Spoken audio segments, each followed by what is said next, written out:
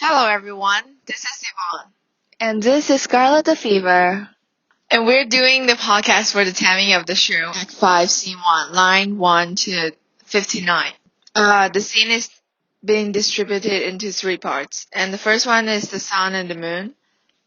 Where Petruchio and Katharina argues whether it's the sun or the moon that's hanging on the sky.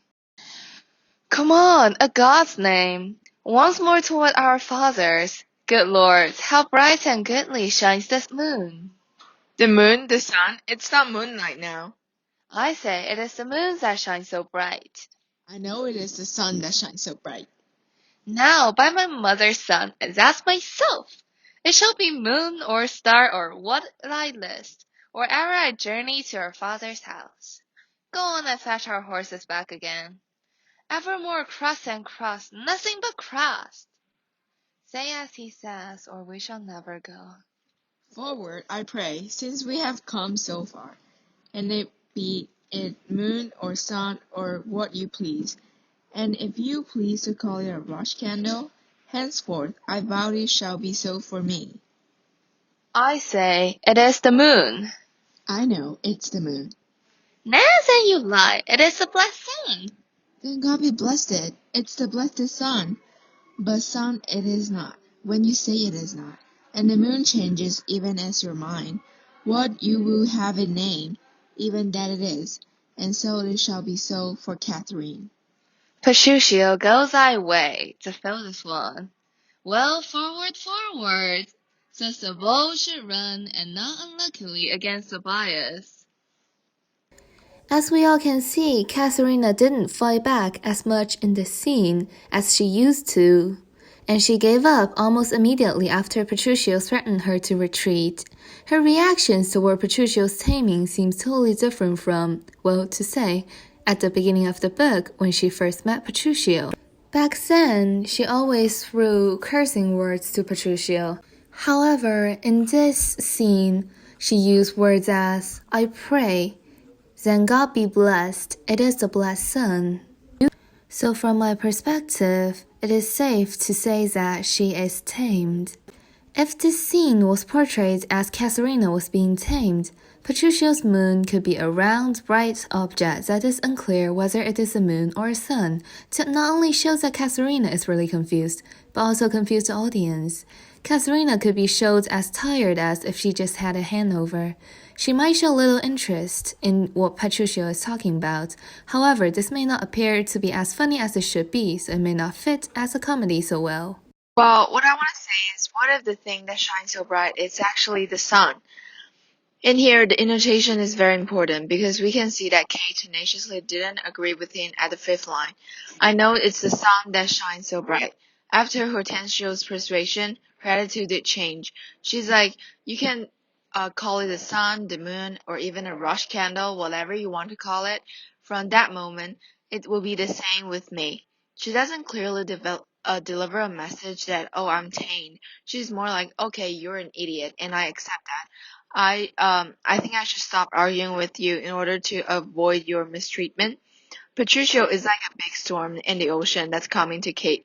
And she did fight back, but Patricio tried to starve her and make her more obedient.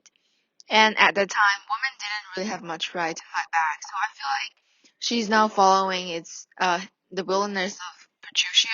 She made this concession. It's not because she's now tamed. It's because she has learned how to swim with this current rather than fight against it. She's not tamed. She's just more mature. Now, this is the second part of our scene interpretation. This is the description of Vincentio, which is line 26 to line 49. Okay, here we go. But soft, company is coming here. Good morrow, gentle mistress. Where away? Tell me, sweet Kate, and tell me truly too. Hast thou beheld a fresher gentlewoman, such war of white and red within her cheeks? What star do spangle heaven with such beauty, as those two eyes becomes a heavenly face? Fair lovely maid, once more good day to thee, sweet Kate, embrace her for her beauty's sake. A well made the man mad to make a woman of him.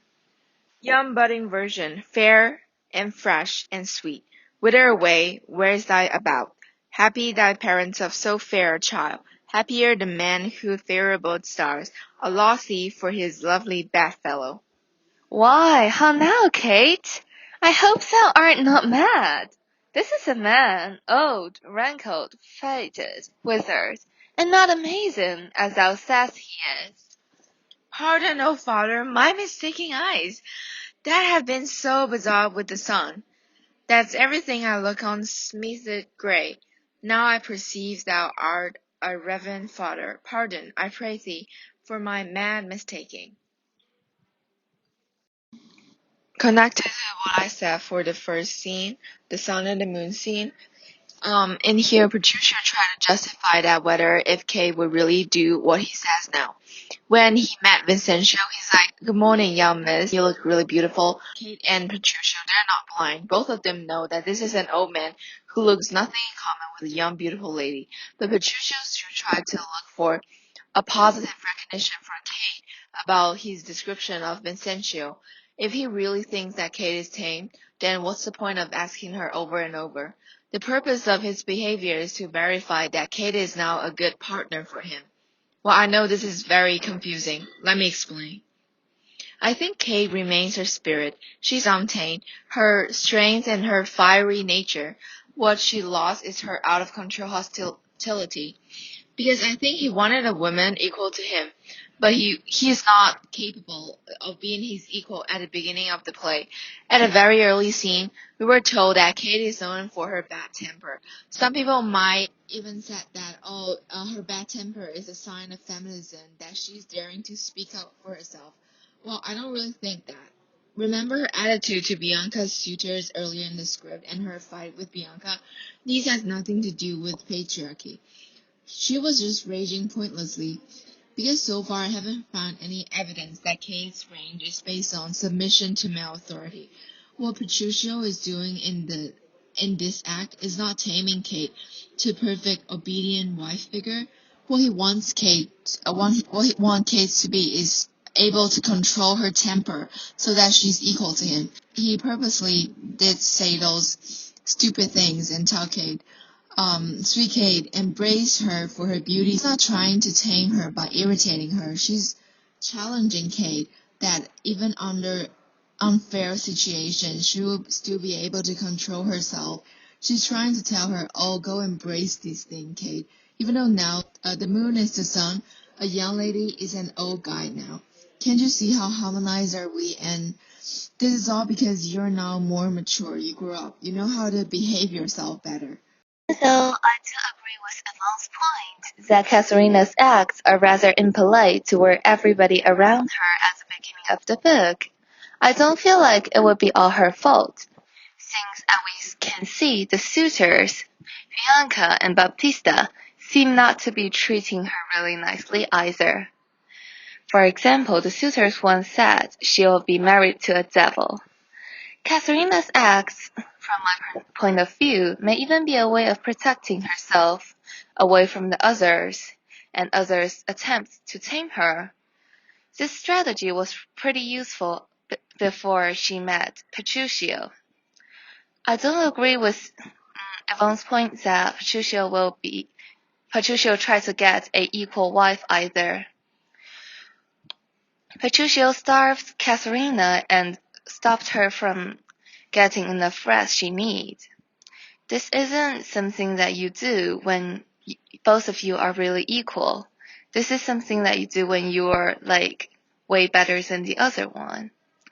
Also, the speech that Petruchio once gave about how Katharina is just some kind of personal object of his has also shown this point of view that he held. However, this is understandable because, well, at that time, most people have this kind of marriage opinion. The last thing we're doing is Vincenzo finally speak up for himself and say, "Oh, I'm a guy." And this is line 50 to line 59. Oh, I'll be reading Petruchio. And I am Vincenzo. Do, good old grandsire, and withal makes known Which way, thou travellest, if along with us, we shall be joyful of thy company. Fair sir, and you, my merry mistress, that with your strange encounter much amaze me. My name is called Vincentio, my dwelling Pisa, and bound am to Padua, there to visit a son of mine which long I have not seen. What is his name? Lucentio, gentle sir. So this scene, it doesn't really cover much about Petruchio and Katharina. I feel like it's basically just saying, oh, I'm actually a guy and my name is Vincentio. I'm here to look for my son. And it just like kind of clarify the misunderstanding happened in the scene two, the description of Vincentio. I agree. And also another point might be to connect this with the plots that's going to happen in the future, which is a really interesting plot. From my perspective, even though Katharina was having some fun, she's actually tamed. Since people laugh at shrews, so seeing them being tamed wouldn't be cruel or inhumane, but it's turning them back to normal.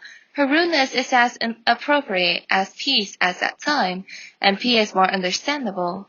So this is everyone's happy ending with humor softening and covering the conflicts between characters. Thus it could be accepted by the audience at that time as a comedy. Thank you for listening. We hope you guys enjoyed the podcast. Thank you.